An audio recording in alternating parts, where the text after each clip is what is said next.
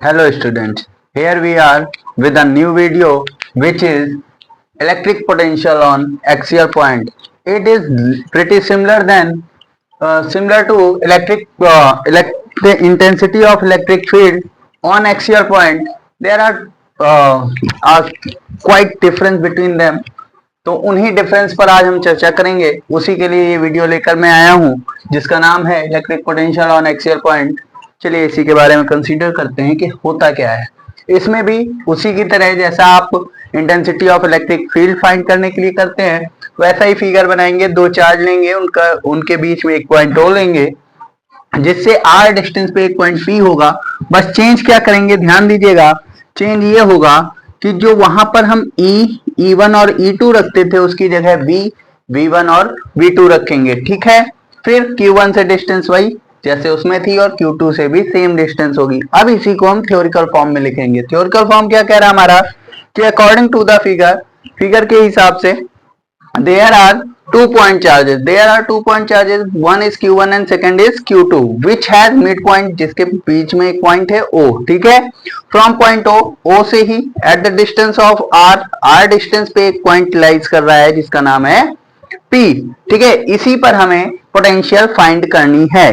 ठीक, अब जैसा इंटेंसिटी निकालते समय करते थे, क्या करते थे कि पहले फिगर को लेते थे, यानी पहले चार्ज को लेते थे तो लिखते थे फॉर Q1। अब वहां पे क्या होता था, E1 equal to 1/4 Q upon R square होता था। बस यही डिफरेंस है कि वहां पर R स्क्वायर होगा और पोटेंशियल में R स्क्वायर नहीं होता है। चलिए कैलकुलेट करके दिखाता हूं कैसे होता है।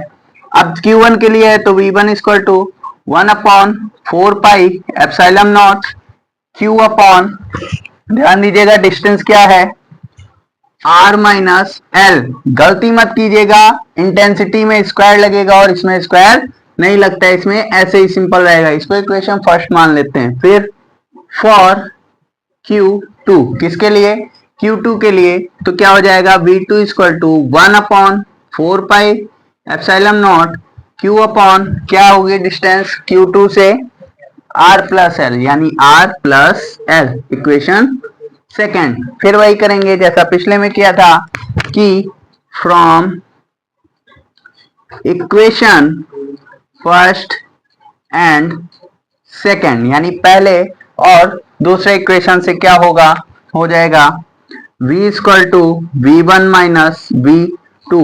V1 की जगह पे वैल्यू पुट कीजिए 1/4 पाई एप्सिलॉन नॉट और Q अपॉन डिस्टेंस क्या है R माइनस एल, फिर माइनस लगाएंगे same 1/4 pi epsilon naught Q upon क्या हो जाएगा R प्लस एल।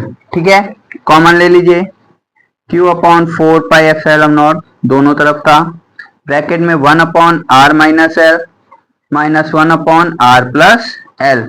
ओके, अब क्या करेंगे कि इन दोनों का एलसीएम लेंगे। आप जानते हैं एलसीएम लेते हैं तो इन दोनों का प्रोडक्ट होता है एक तरीके से, और a माइनस बी और a प्लस बी क्या होता है बेटे, a माइनस बी और a प्लस बी होता है a square minus B square. अब इसका इधर प्रोडक्ट और इसका इधर, यानी r प्लस एल और माइनस, अब यहाँ माइनस है इसलिए इसको ब्रैकेट में ही रखते हैं r माइनस एल।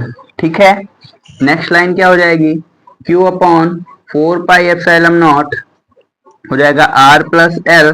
ध्यान दीजिएगा minus plus minus R plus L upon R square minus L square. ठीक है, ये यहाँ प्लस का है ये माइनस का है, कैंसिल हो गया।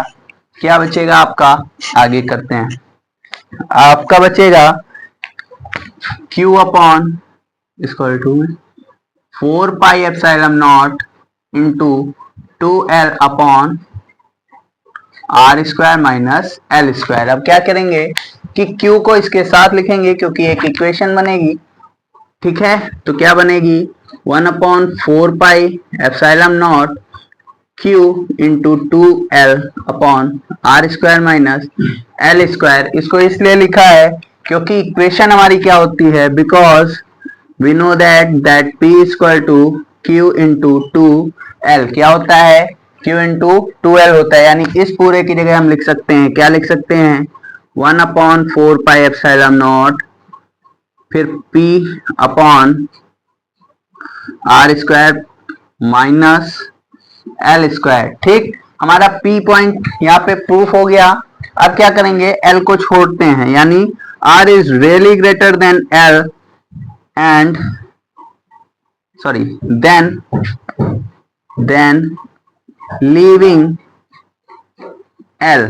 किसको लीव कर रहे हैं, L को जब लीव करेंगे आप तो क्या बनेगी इक्वेशन, बनेगी V equal to 1 upon 4 pi epsilon naught and P upon R square.